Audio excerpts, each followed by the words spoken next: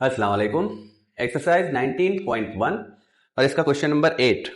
Question number 8 में हमें तीन मैट्रिक्स मिले हैं और हमने फाइंड करना है 2a - 3b + 4c। अब यहां देखें तीन मैट्रिक्स हैं तो a के साथ यहां 2 लगा है, तो ये 2 जो है ये a के साथ मल्टीप्लाई है और 3 b के साथ मल्टीप्लाई है और 4 जो है वो c के साथ मल्टीप्लाई है। तो ये भी हमने पिछले क्लासों में किया है, कोई मुश्किल नहीं है। मैं यहां पर बारी बारी क्या करता हूं, पहले 2 को a मैट्रिक्स के साथ मल्टीप्लाई करता हूं, फिर 3 को b मैट्रिक्स के साथ मल्टीप्लाई करता हूं और फिर 4 को c मैट्रिक्स के साथ मल्टीप्लाई करूंगा और तीनों के जो 2a 3b 4c वाले मैट्रिक्स मिलेंगे तो इनका फिर प्लस और माइनस, यहां माइनस है यहां प्लस है, तो लास्ट स्टेप्स में हम वो काम करेंगे। तो सबसे पहला वाला स्टेप हमारा क्या होगा, स्टेप 1 होगा 2a। तो मैं 2a को लेता हूं। अब 2a इक्वल है 2 मल्टीप्लाई a मैट्रिक्स के साथ। अब a मैट्रिक्स क्या है, तो 2 लिखता हूं मैं और a मैट्रिक्स लेता हूं। तो a मैट्रिक्स के एलिमेंट क्या हैं, -3 7 0 -4। तो ये 2 मल्टीप्लाई है इस मैट्रिक्स के साथ, इसके सारे एलिमेंट्स के साथ ये मल्टीप्लाई होगा। हम कैसे लिखेंगे यहां पर देखें, 2a = मैं -3 के साथ मल्टीप्लाई रखूंगा 2 को, इसके साथ भी 2 मल्टीप्लाई, 7 के साथ भी 2 मल्टीप्लाई और -4 के साथ भी 2 को मल्टीप्लाई में रखूंगा ऐसे।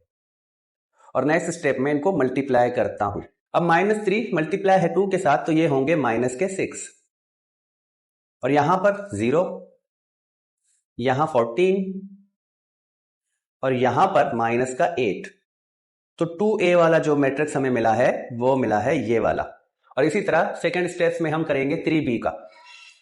तो 3b, यहां पर 3 को b मैट्रिक्स के साथ मल्टीप्लाई करेंगे। तो b मैट्रिक्स के एलिमेंट है 2 -1 -7 एंड 4। तो 3b, अब 3 को लेकर इन चारों के साथ मल्टीप्लाई में रखूंगा और जस्ट इनको मल्टीप्लाई करके 3b वाला मैट्रिक्स बनाऊंगा।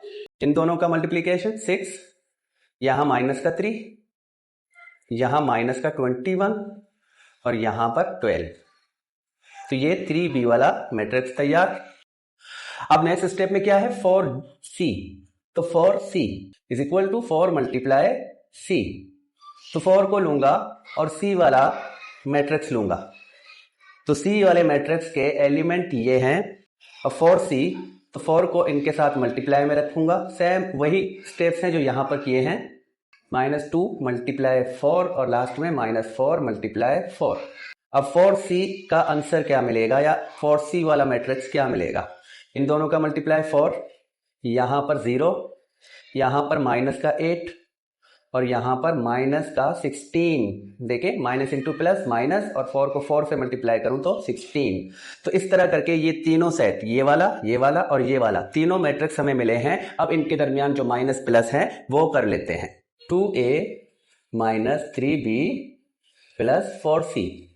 अब यहां पर करने के दो तरीके हैं आपके पास, या तो अब इससे 3b को माइनस करो, जो रिजल्ट इन दोनों का आएगा, जो इन दोनों के माइनस करने से मैट्रिक्स मिलेगा, उस मैट्रिक्स को लेकर आप 4c के साथ प्लस कर दो, या चाहो तो आप तीनों को साथ में ही कर सकते हो। तो तीनों को साथ में मैं करता हूं। साथ में करने का मतलब कि इन तीनों मैट्रिक्स को साथ में रखूंगा ऐसे। अब यहां पर सबसे पहले 2a वाला मैट्रिक्स रखूंगा मैं, जो कि ये वाला है।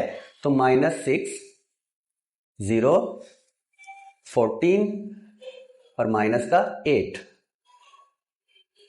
अब माइनस का साइन है तो माइनस का साइन रख के हम 3b वाला मैट्रिक्स लेते हैं। तो 3b वाला मैट्रिक्स हमारे पास ये है, 6 -3 -21 और 12 और फिर प्लस वाला साइन रखकर हम 4c वाला मैट्रिक्स रखेंगे, जो कि ये वाला है, 4 0 -8 और -16। अब देखें यहां पर पहली दफा हम तीन मैट्रिक्स को साथ में मिला रहे हैं और उसमें क्या है कि एक माइनस की साइन है, दूसरा प्लस की साइन है। तो यहां पर थोड़ा सा तवज्जो और तहम्मुल के साथ आराम से देखकर करना है, जल्दबाजी में आपके काम खराब हो सकते हैं। तो यहां पर आप क्या करें, अभी ये वाला 2a है, ये 3b है और ये 4c है। तो कॉरेस्पॉन्डेंस एलिमेंट, तो यहां पर जो इसके ये वाला 1 1, ये 1 1 और ये 1 1, ये तीनों हम यहां पर रखेंगे। तो यहां पर मैं क्या करता हूं, मैं तीनों को ब्रैकेट्स में रखूंगा और इनके साइन, अब यहां पर माइनस है तो 2a वाला 3b के साथ माइनस में है, और फिर इसका एलिमेंट ये वाला 6 प्लस में है, इसको मैं जस्ट अभी यहां पर ब्रैकेट में रखता हूं और फिर मैं ये लूंगा प्लस के बाद, तो प्लस के बाद 4 लेता हूं। मैं ब्रैकेट में एहतियातन रखता हूं, आप ब्रैकेट में ना भी रखो तो कोई मुश्किल नहीं है। अब नेक्स्ट में क्या है, यहां 0, यहां -3, यहां 0, तो 2a से हमने लिया 0, फिर हमने माइनस की साइन दी ये वाली। अब 3b से हमने लिया -3, तो -3 लिखा और फिर ये वाला साइन रखा, और लास्ट में 4c से इस वाला कॉरेस्पॉन्डेंस एलिमेंट क्या है, 0 है, तो हमने 0 को यहां पर रखा। अब बारी है इस वाले लोकेशन की, तो यहां इस पोजीशन में या इस लोकेशन में यहां 14 है, यहां -21 है और यहां -8 है। तो पहले तो हम 14 रखेंगे और ये वाला साइन माइनस, फिर 3b से हमने -21 रखना है और फिर प्लस रखेंगे, और फिर 4c वाला एलिमेंट कौन सा है, -8। तो ऐसे करके हमने इनको रखा। अब ये वाली पोजीशन तो -8 है, -8 रखते हैं और माइनस लेते हैं, क्योंकि अब यहां पर ये माइनस फिर प्लस, तो माइनस रखने के बाद इसका एलिमेंट रखेंगे यहां से 12 और प्लस रखने के बाद इसका एलिमेंट है -16। तो यहां पर मैं थोड़ा सा इसको सही करता हूं, -16, ये -6 है। ये अब प्लस, अगर 6 प्लस का है तो माइनस इंटू प्लस -6, यहां से हमें 6 माइनस का मिला, यहां से भी 6 माइनस का मिला और यहां से 4 प्लस का मिला। तो क्या रिजल्ट मिलेगा, ये दोनों माइनस के 6 हैं तो ये माइनस के 12 बनते हैं, और माइनस के 12 से हम प्लस के 4 निकालते हैं तो माइनस का 8 बनेगा ऐसे। और यहां पर ये 0 है तो इसको किसी हिसाब में ना लाओ। अब यहां से ये माइनस इंटू माइनस +3, तो यहां से प्लस का 3 मिलता है और ये भी 0 है, तो हमें जस्ट मिलता क्या है, प्लस का 3। तो हम इसको जस्ट यहां पर 3 करके लिखेंगे। अब यहां पर माइनस इंटू माइनस प्लस, तो ये 21 अब प्लस का होगा और ये 14 पहले से प्लस का है, और यहां से प्लस इंटू माइनस माइनस का 8। तो 14 और 21 ये दोनों प्लस के हैं, तो इन दोनों को मिलाता हूं तो 35 होंगे, और 35 से मैं -8 निकालूं तो 27 प्लस के मिलते हैं, तो यहां पर हम 27 प्लस का रखेंगे। अब यहां पर माइनस का 8 है, ये भी अब प्लस इंटू माइनस माइनस का 12, और यहां भी प्लस इंटू माइनस माइनस का 16। तो ये तीनों रकम या तीनों वैल्यूज जो है वो माइनस के हैं, तो तीनों को जमा करो और साइन माइनस की रखो। तो इन दोनों का जमा क्या होगा, 20, और 20 में 16 मिलाते हैं तो 36। तो ये माइनस का 36 बनेगा, क्योंकि तीनों वैल्यूज जो है वो माइनस के हैं। तो इस तरह इसका जो आंसर बनता है 2a - 3b + 4c वो ये है। तो इसी के साथ ये वाला क्वेश्चन जो क्वेश्चन नंबर 8 है ये कंप्लीट होता है। अब चलते हैं क्वेश्चन नंबर 9 की तरफ। अब ये क्वेश्चन नंबर 9, तो क्वेश्चन नंबर 9 में हमें ये इक्वेशन मिला है। देखिए यहां पर दो मैट्रिक्स आपस में प्लस हैं, ये दोनों मैट्रिक्स आपस में प्लस हैं और ये इक्वल हैं इस मैट्रिक्स के। तो यहां पर अब हमारा काम क्या है कि हमने इनकी वैल्यूज को फाइंड करना है। देखिए मैं एक बात आपको बता दूं, दो मैट्रिक्स तभी इक्वल होंगे जब उनके कॉरेस्पॉन्डेंस एलिमेंट इक्वल होंगे। अगर मैं यहां पर एक मिसाल आपको दूं तो ये वाला ऐसे रखा है और यहां पर इसको मैं ऐसे रखूंगा, तो अब क्या है, हमने देखना है यहां पर a है, यहां पर 1 है, तो सिंपल से हम कहेंगे कि a जो है 1 के इक्वल है, क्योंकि यहां पर इक्वल की साइन है। तो जब यहां पर इक्वल की साइन होगी, दो मैट्रिक्स तभी इक्वल होंगे जब उनके कॉरेस्पॉन्डेंस एलिमेंट जो है वो इक्वल होंगे। तो यहां सिंपल से हम b को 3 के इक्वल करेंगे। तो अब इसमें क्या करना है, इसमें एक तो नॉर्मल तरीका यही है कि हमने इसको प्लस करना है, तो हम कॉरेस्पॉन्डेंस जो हमारे सेट मैट्रिक्स के एलिमेंट हैं, तो देखें a को मैं 3 के साथ ऐसे करके लिख सकता हूं, क्योंकि ये दोनों मैट्रिक्स प्लस हैं, तो प्लस हैं तो कॉरेस्पॉन्डेंस एलिमेंट के साथ प्लस होगा। और दूसरा ये b है, ये -1 है, तो मैं b को -1 के साथ ऐसे रखूंगा और c को 1 के साथ रखूंगा, तो c + 1 और d को रखूंगा 0 के साथ। एक तरीका तो ये है, और ये इक्वल किसके है, इस वाले मैट्रिक्स को भी रखेंगे जो कि इसके इक्वल है, तो हमने ऐसे करके रखा। अब हम क्या करेंगे, अभी मैंने आपको समझाया, तो कॉरेस्पॉन्डेंस एलिमेंट कॉरेस्पॉन्डेंस एलिमेंट के इक्वल होगा तभी वो दोनों मैट्रिक्स एक दूसरे के इक्वल होंगे। तो यहां पर मैं एक इक्वेशन बना सकता हूं ऐसे, मैं कॉरेस्पॉन्डेंस एलिमेंट को लेकर ऐसे रखूंगा a+3 इक्वल है 1 के, क्योंकि ये दोनों मैट्रिक्स आपस में इक्वल हैं। तो जब इक्वल हैं तो ये वाली जो सेम लोकेशन या सेम पोजीशंस में है वो भी एक दूसरे के इक्वल होंगे। तो इसको जस्ट मैं अगर सॉल्व करूं तो a को मैं यहां रखता हूं और ये +3 यहां शिफ्ट होगा तो यहां पर ये माइनस साइन में होगा और फिर a की वैल्यू क्या मिलेगी, -2, क्योंकि -3 से 1 निकालता हूं तो -2 मिलेगा। ये वाला 2 हमें मिला।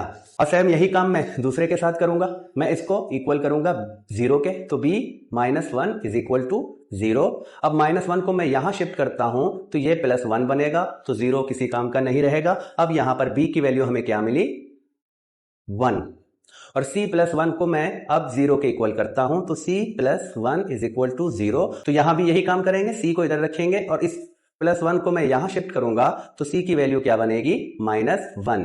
और d के साथ 0 है तो d जस्ट इसके इक्वल है, तो हम कहेंगे कि d इज इक्वल टू 1, क्योंकि 0 का कोई काम नहीं होता। तो इस तरह ये चारों जो हमें एलिमेंट चाहिए थे, जिनकी वैल्यूज चाहिए थी a b c d के, तो अब इस तरह आप देखें कि अगर ये दोनों इक्वल हैं तो a+3, तो a की वैल्यू को मैं -2 बनाऊं, a की जगह मैं -2 रखूं तो +3 से -2 निकलेंगे तो जस्ट हमें 1 मिलेगा।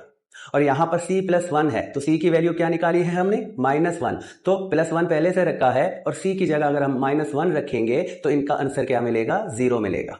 और b+1 के इक्वल है तो यहां b के साथ -1 है और यहां जब b की जगह हम +1 रखेंगे तो इनका रिजल्ट भी 0 मिलेगा। और d को देखें तो d इक्वल है 1 के, तो यहां अगर d की जगह मैं 1 रखूं और 0 के साथ प्लस कर दूं तो 1 मिलेगा, जो कि यहां भी 1 है। तो इस तरह ये दोनों मैट्रिक्स जो हैं एक दूसरे के इक्वल बनते हैं। और इसका दूसरा तरीका क्या है, दूसरा तरीका भी मैं आपको समझाता हूं। हमने सेट लिए, मैट्रिक्स लिए a b c d plus दूसरा मैट्रिक्स है 3 1 -1 0 इज इक्वल टू 1 0 0 1। अब मैं क्या करूंगा, ये वाला मैट्रिक्स जो कि वोल नंबर में है तो इसको मैं शिफ्ट कर दूंगा इक्वल के दूसरी तरफ, और यहां पर ये मैट्रिक्स प्लस है तो यहां जाकर ये माइनस में कन्वर्ट होगा। तो मैं a b c d ये वाला मैट्रिक्स यहीं रखूंगा और इक्वल के बाद यहां जो ये पहले रखा है इसको रखेंगे और फिर इस वाले मैट्रिक्स को अब मैं यहां जो लेकर आता हूं तो इसकी साइन चेंज होगी, जो हम इक्वेशन में करते हैं। तो यहां पर ऐसे भी हम कर सकते हैं। तो अब हम क्या करते हैं, इससे इसको माइनस करेंगे तो हमें a b c d की वैल्यू मिलेगी। अब कैसे करते हैं देखें, a b c d और यहां मैं क्या करता हूं, यहां 1 माइनस है इस 3 के साथ, 0 माइनस है इस 1 के साथ, 0 माइनस है -1 के साथ, और 0 माइनस है 1 के साथ तो 0 माइनस है 1 के साथ, और ये 1 माइनस है 0 के साथ तो 1 -0। अब लास्ट में अगर मैं इसका यहां पर सॉल्व निकालूं तो देखें आपको क्या मिलता है, -3 से 1 निकलता है तो -2, माइनस इंटू माइनस प्लस, तो ये 1 जो है ये प्लस का बनेगा, यहां पर -1 और यहां पर ये 0 माइनस का है तो प्लस का 1 जस्ट रहेगा। तो ये हमें मिले हैं। अब अगर इस तरफ a b c है तो ये अपने कॉरेस्पॉन्डेंस के इक्वल बनेंगे। तो देखें दोनों साइडों में दोनों जगह पर वैल्यूज सेम मिले हैं या नहीं। देखें ये एक ही जगह है तो a इक्वल होगा -2 के, ये b की जगह है तो b इक्वल होगा 1 के, c की जगह -1 है तो c इक्वल -1 और लास्ट में d इक्वल 1। तो ये इस तरह करने से भी आपको सेम रिजल्ट मिलता है जो आपको इस तरह करने से मिला। अब जो तरीका आपको बेहतर लगे आप उस तरीके से इसको सॉल्व कर सकते हो, इनके वैल्यूज को फाइंड कर सकते हो। तो इसी के साथ क्वेश्चन नंबर 9 जो है ये फाइनल हो जाता है। अब क्वेश्चन नंबर 10 की तरफ चलते हैं। अभी क्वेश्चन नंबर 10, यहां भी दो मैट्रिक्स एक दूसरे के इक्वल है। तो देखिए यहां पर दरमियान में इक्वल की साइन लगी है, तो ये दोनों मैट्रिक्स एक दूसरे के इक्वल हैं और आपको बताया जा रहा है कि आपने जो है ये वेरिएबल्स हैं एक्स वाई जेड, इनकी वैल्यूज बताने हैं a b c x y z, तो इनकी वैल्यूज को बताना है। और ये हमने क्वेश्चन नंबर 9 में पूरी तरतीब से समझा कि हम किस तरह किसको इक्वल इक्वल करते हैं तो यहां पर जब दो मैट्रिक्स आपस में इक्वल होंगे तो उनके कॉरेस्पॉन्डेंस एलिमेंट जो हैं वो एक दूसरे के इक्वल होते हैं, ये हमने सीखा है। तो यहां पर मैं इस वाले x को इक्वल करूंगा इस 3 के साथ, क्योंकि दो मैट्रिक्स तभी इक्वल होंगे जब उनके कॉरेस्पॉन्डेंस एलिमेंट जो है एक दूसरे के इक्वल होते हैं। तो यहां पर x की वैल्यू क्या बनती है, 3 बनती है। ये हमने इक्वलिटी वाले प्रॉपर्टी से सीखा है। तो अब यहां पर -1 है और यहां देखिए इसी लोकेशन में a रखा है, तो हम a को -1 के इक्वल करते हैं। अब यहां पर हमें क्वेश्चन नंबर 9 की तरह मैट्रिक्स को सॉल्व करना नहीं है। यहां जस्ट दो मैट्रिक्स है और दरमियान में इक्वल की साइन है। वहां 3 मैट्रिक्स थे तो हमें 2 को प्लस करना पड़ा। यहां पर कुछ ऐसा काम नहीं है, जस्ट जो कॉरेस्पॉन्डेंस एलिमेंट है वो अपने कॉरेस्पॉन्डेंस के इक्वल करना है। अब यहां पर है x और यहां पर है y, तो मैं कहूंगा x is equal to y। तो अब यहां पर x और y को इक्वल किया है, तो जब x इक्वल है 3 के, तो अब हमारे पास एक प्रॉपर्टी है कि अगर x 3 के इक्वल है और x y के भी इक्वल है तो हम कहते हैं कि जो y है वो 3 के इक्वल भी होगा। तो यहां पर इस प्रॉपर्टी को यूज करते हुए हम कहते हैं कि y जो है वो इक्वल है 3 के, क्योंकि x की वैल्यू भी 3 है। अब यहां पर b और यहां पर 2, तो हम b को 2 के इक्वल करते हैं, सिंपल है। अब c, ये c है, यहां पर c के कॉरेस्पॉन्डेंस में क्या है, 3 है, तो c को हम 3 के इक्वल करके लिखेंगे। z, तो z के कॉरेस्पॉन्डेंस में यहां पर 2 है, तो z इज इक्वल टू 2। और लास्ट में d है, तो d का कॉरेस्पॉन्डेंस एलिमेंट क्या है, 2 है, तो इस तरह d भी इक्वल है 2 के। तो जो हमें यहां पर इनके वैल्यूज को फाइंड करना था वो हमने सिंपल से यहां पर करके लिखे हैं, वो भी किस मेथड से, इक्वलिटी के बुनियाद पर कि दो मैट्रिक्स तभी इक्वल होंगे जब इनके कॉरेस्पॉन्डेंस एलिमेंट एक दूसरे के इक्वल होंगे। तो क्वेश्चन नंबर 11 है, evaluate possible product of the following matrices. अब यहां पर पॉसिबल प्रोडक्ट हमने करने हैं, तो प्रोडक्ट का मतलब है मल्टीप्लाई करना। अब यहां पर जो मल्टीप्लीकेशन पॉसिबल होगा इन तीनों मैट्रिक्स के दरमियान वो हम करेंगे। अब यहां पर मल्टीप्लीकेशन पॉसिबल के लिए हमने सबसे पहले तो इनके ऑर्डर को समझना है। देखें इसका क्या ऑर्डर है, इसकी साइज क्या है, इसके 2 रो हैं 2 कॉलम है, तो इसकी साइज बनेगी 2/2 की। इसको हम ऑर्डर ऑफ मैट्रिक्स और साइज ऑफ मैट्रिक्स दोनों कह सकते हैं। और यहां पर ये फर्स्ट रो, ये सेकेंड रो, तो इसके रो कितने हैं, 2, और ये 3 कॉलम है। तो याद रखें सबसे पहले आपने इस तरफ जो है यहां पर पहले रो लिखना है और कॉलम को यहां पीछे लिखना है। तो ये 2/3 लिखा है, तो यहां पर इसके 2 रो और 3 कॉलम्स हैं, और यहां पर ये 3/3 का है, 3 रोज और 3 कॉलम है इसके। तो अब हम क्या करते हैं, हम इनके ऑर्डर्स को देखते हैं कि इनके दरमियान मल्टीप्लीकेशन पॉसिबल है या नहीं। देखिए मैं अगर a और b का लेता हूं तो a का ऑर्डर क्या है, 2/2, और b का ऑर्डर है 2/3। यहां पर देखें ये 2/2 का एक स्क्वायर मैट्रिक्स है, लेकिन ये स्क्वायर मैट्रिक्स नहीं है, ये रेक्टेंगल मैट्रिक्स है। तो अब इन दोनों का मल्टीप्लाई करना मुमकिन है या नहीं, इसमें हम क्या देखते हैं, अब मैं आपको बेहतर से समझा सकता हूं। यहां पर इसका हमने कॉलम देखना है और इसका रो। आप क्या करें, आप इस तरह ऑर्डर लिखें दोनों का, और ऑर्डर लिखने के बाद देखें ये 4 नंबर्स बनते हैं। तो इस तरह ये जो अंदर वाले, यहां पर सेकंड यहां पर फर्स्ट, अगर ये दोनों सेम होते हैं, ये दोनों इक्वल होते हैं, तो फिर इनका मल्टीप्लीकेशन करना मुमकिन है। तो यहां जो a मल्टीप्लाई b है तो ये करना पॉसिबल है। अब नेक्स्ट में देखते हैं a को c के साथ। तो a जिसके ऑर्डर हम यहां लिखते हैं, और ये c का ऑर्डर क्या है, 3 मतलब के 3/3। अब इस तरह दोनों ऑर्डर लिखे हैं, तो मैं यहां पर अंदर वाले दोनों नंबर्स को देखता हूं। देखें ये इस तरह, इसका सेकंड और इसका फर्स्ट, तो ये दोनों इक्वल होने चाहिए। यहां पर ये दोनों इक्वल नहीं है, तो जब इस तरह इक्वल नहीं होते तो समझो कि इनका जो मल्टीप्लीकेशन है वो मुमकिन नहीं है। तो अब यहां पर a एंड c का जो मल्टीप्लीकेशन है, a एंड c का, वो मुमकिन नहीं है, वो हम मल्टीप्लाई नहीं कर सकते।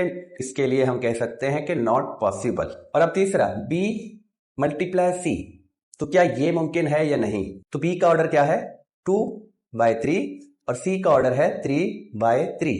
तो यहां पर आप इन दोनों का देखें, दोनों अंदर वाले जो हैं वो सेम इक्वल है 3। तो ये वाला यहां पर बी को सी के साथ मल्टीप्लाई करना भी मुमकिन है क्योंकि यहां दोनों का 3 मिला है। तो अगर मैं तीसरा यहां पर लिखूं बी सी तो ये भी मुमकिन है।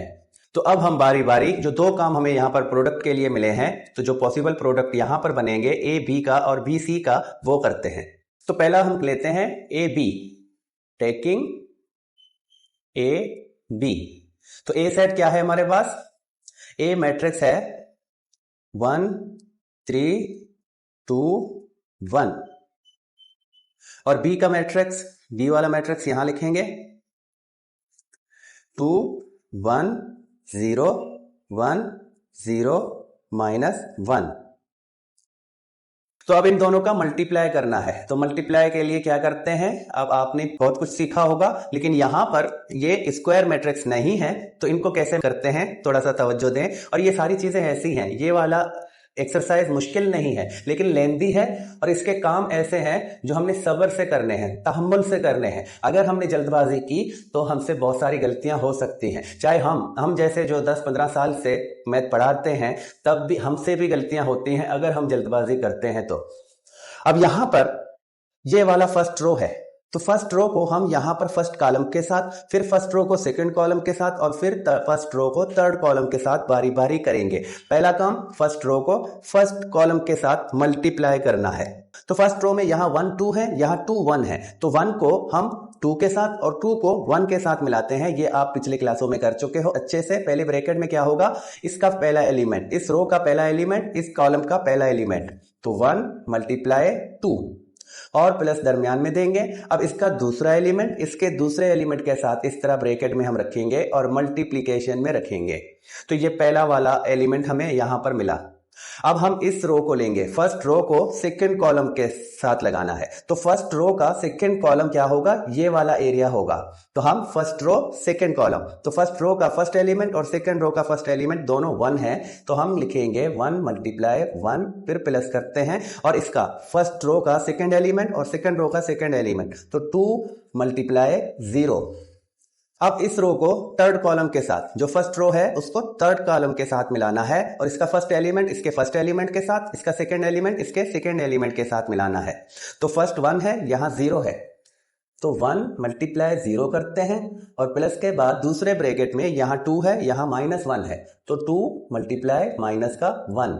तो इस तरह इसको हमने तरतीब देना है। तो देखें, जो हमने फर्स्ट रो के साथ काम किया है वो फर्स्ट रो में ही रखे हैं। फर्स्ट रो का फर्स्ट कॉलम, फिर फर्स्ट रो का सेकंड कॉलम, फिर फर्स्ट रो का थर्ड कॉलम। अभी हमने यही काम किए हैं, तो इसी तरतीब से रखे हैं। अब हम क्या करते हैं? अब हम सेकंड रो को फर्स्ट कॉलम के साथ मिलाते हैं, तो सेकंड रो फर्स्ट कॉलम, तो इसकी लोकेशन ये बनती है। तो सेकंड रो में 3 1 और यहां पर 2 1, तो 3 को 2 के साथ और 1 को 1 के साथ मिलाते हैं।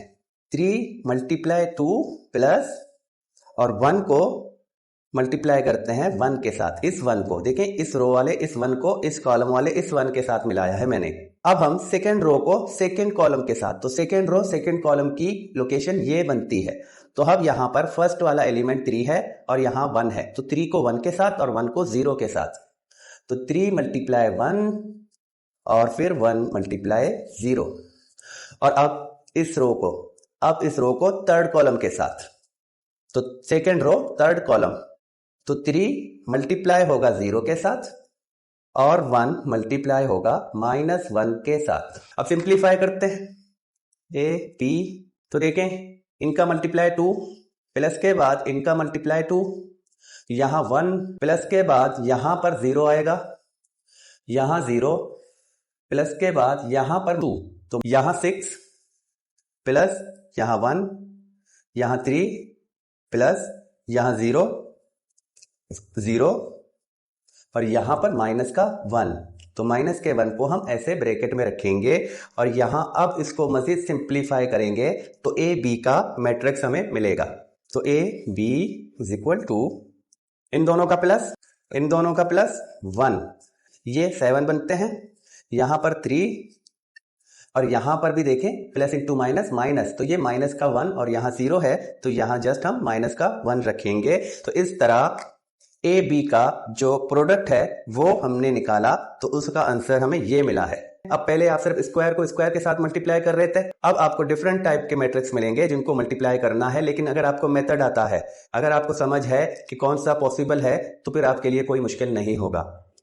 अब हम सेकंड करते हैं जो कि बी एंड सी वाला है, क्योंकि ए एंड सी वाला पॉसिबल नहीं है। अब बी सी मतलब कि बी सी का प्रोडक्ट निकालना है, तो प्रोडक्ट मल्टीप्लीकेशन। अब बी और सी सेट मैंने यहां रखे हैं, तो हम क्या करते हैं, बी सी को मल्टीप्लाई करते हैं। तो B C is equal to, अब यहां पर हम इनको मल्टीप्लाई कैसे करते हैं, वही काम है। हम यहां पर देखें इनके ऑर्डर क्या है, ये 2/3 है और इसका ऑर्डर है 3/3, तो इन दोनों का पॉसिबल है, मैंने आपको समझाया है। अब हम क्या करते हैं, इसका फर्स्ट रो है, फर्स्ट रो जिसके 3 एलिमेंट हैं, और इसका फर्स्ट कॉलम इसके भी 3 एलिमेंट है। तो फर्स्ट एलिमेंट फर्स्ट एलिमेंट के साथ, सेकंड एलिमेंट सेकंड के साथ, और थर्ड के साथ। तो हम 2 को इस 0 के साथ मिलाते हैं मल्टीप्लीकेशन में, ऐसे ब्रैकेट में, और फिर प्लस रखते हैं।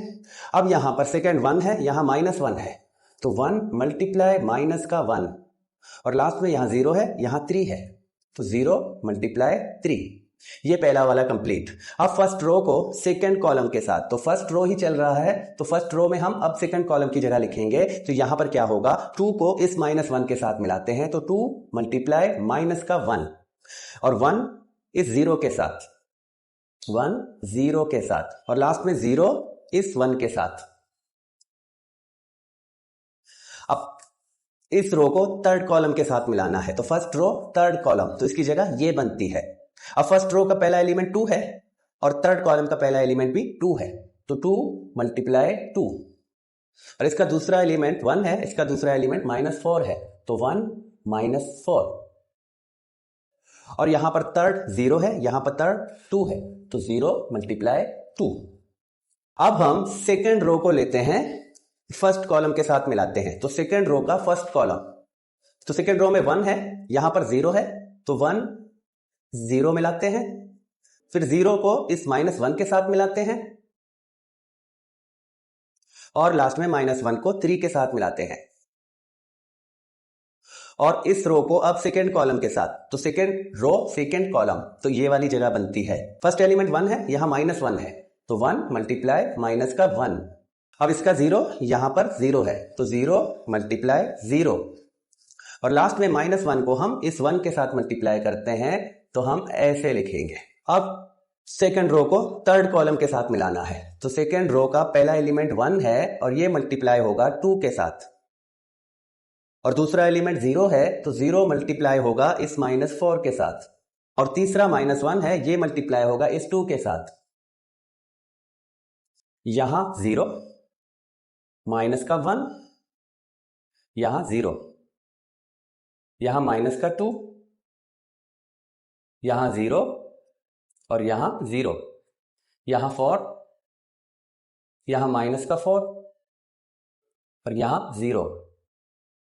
अब यहां पर देखते हैं 0 है, प्लस प्लस, और यहां पर माइनस का 3, यहां -1, यहां 0, और यहां पर माइनस का 1, ये 2 0, और यहां पर माइनस का 2। तो बी सी का अब रिजल्ट मैट्रिक्स क्या होगा, तो अब यहां पर फाइनल कर लेते हैं। देखें ये माइनस का 1 है, तो प्लस इंटू माइनस -1, और ये दोनों 0 हैं, तो आंसर में माइनस का 1 आएगा। और यहां ये दोनों 0 हैं, तो जस्ट ये -2 है, इसको रखेंगे। यहां पर ये प्लस इंटू माइनस का 4, और माइनस का 4 इस प्लस के साथ कैंसिल आउट होगा, और ये पहले से 0 है, तो हमें भी रिजल्ट में 0 मिलेगा। और नेक्स्ट में यहां पर ये भी माइनस का 1 है, प्लस इंटू माइनस का 1, और ये भी माइनस का 1 है, तो ये भी दोनों जमा होते हैं, माइनस का 2 बनता है। ये 2 है, ये माइनस का 2 है, प्लस इंटू माइनस, तो 2 प्लस का 2 माइनस का, तो आंसर क्या बनेगा, 0 बनेगा। तो इस तरह बी एंड सी का प्रोडक्ट ये भी हमने फाइंड किया, और इसी के साथ ये जो क्वेश्चन नंबर 11 है ये कंप्लीट होता है। अब यहां पर मैं एक बात आपको थोड़ा सा और समझा दूं, हमें क्वेश्चंस में बुक के आंसर में सिर्फ 2 आंसर मिले हैं जो कि ए बी और बी सी के हैं। अगर यहां पर आप देखें तो इन तीनों का मल्टीप्लाई करना भी मुमकिन है। अगर मैं ऐसे मल्टीप्लाई करूं तो ये भी मुमकिन है, पहले इन दोनों का मल्टीप्लाई करो, फिर जो रिजल्ट मैट्रिक्स मिलेगा उसको इसके साथ मल्टीप्लाई करो, तो ये भी मुमकिन है। और अगर ऐसे हो तो ये भी मुमकिन है, लेकिन हमें यहाँ पर जो बुक के हिसाब से मैंने देखा कि उसमें सिर्फ 2 आंसर दिए हैं, तो जस्ट इनका ये मतलब है कि यहाँ पर ये 3 मैट्रिक्स की मल्टीप्लिकेशन की बात नहीं कर रहा, ये 2 मैट्रिक्स के आपस में प्रोडक्ट या मल्टीप्लिकेशन की बात कर रहा है। तो उसके 2 मुमकिन सूरत थे जो हमने हल किए हैं।